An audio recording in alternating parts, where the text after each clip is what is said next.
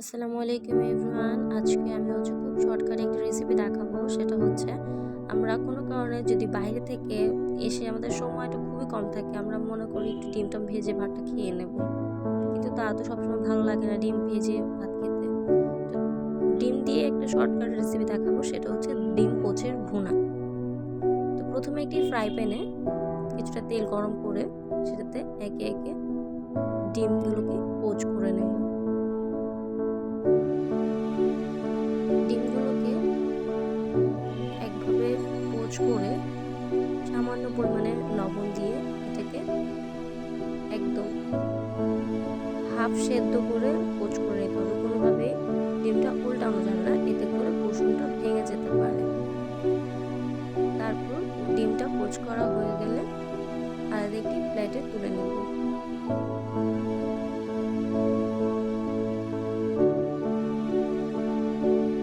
এক এক করে প্রত্যেকটি ডিম বেছে নেব।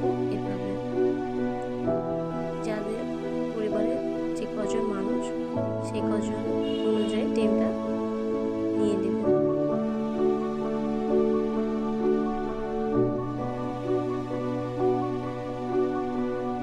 আমরা একটু কাজের পারপাসে বাইরে ছিলাম, তো এসে দেখি যে এখন আর রান্না করতে ইচ্ছে করছে না।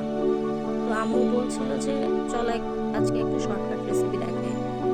আর এই যে রান্নাটা দেখছেন সেটা কিন্তু আমার রান্না না, আমার মায়ের হাত। আর এটা আমি প্রথম শিখেছি, নেক্সট টাইম আমি করে খাওয়াবো। এই যে আমার ডিমগুলো পোচ করে নেওয়া শেষ।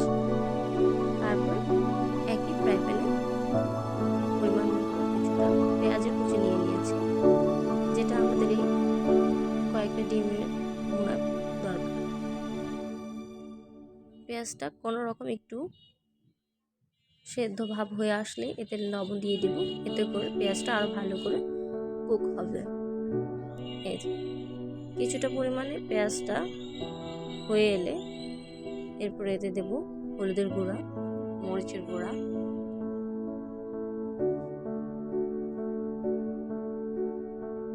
দিয়ে দিব আদা রসুন বাটা,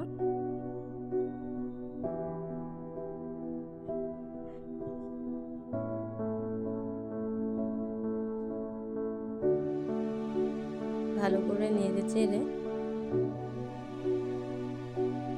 তারপর এতে কিছুটা পরিমাণ পানি দিয়ে দিব। এরপর কিছুটা কাঁচামরিচ ফাটিয়ে দিয়ে দিব। যতটা পরিমাণ ঝাল খেতে যে পছন্দ করে সেই পরিমাণ ঝাল দিয়ে নেব।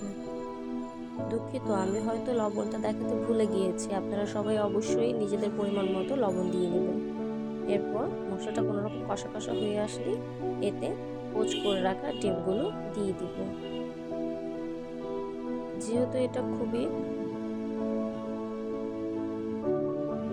অল্প ভাজা, তো সেক্ষেত্রে আমরা ডিমটাকে উল্টাতে যাব না, কুসুমটা ভেঙে যেতে পারে। এরপর ডিমগুলোকে মশলাতে ডুবিয়ে কিছুক্ষণ রাখবো। বেশিক্ষণ রাখা যাবে না, এতে করে কুসুমটা সেদ্ধ হয়ে যাবে। ঢেকে দিয়ে কিছুটা সময় 1-1.5 মিনিট, তারপর উপরে ধনিয়া পাতা দেব, দিয়ে নামিয়ে নেব। অবশ্যই রান্নাটা গরম গরম খেতে হবে ভাতের সাথে, খুবই মজাদার, খুবই ভালো লাগে। খুব কম সময়ের মধ্যে এই রান্নাটা বেস্ট একটা রান্না ছিল। সবাই বাসায় তৈরি করে খাবেন এবং আমাকে জানাবেন কমেন্ট করে। ততক্ষণ পর্যন্ত ভালো থাকবেন, আবার দেখা হবে নেক্সট ভিডিওতে। আল্লাহ হাফিজ, আসসালামু আলাইকুম।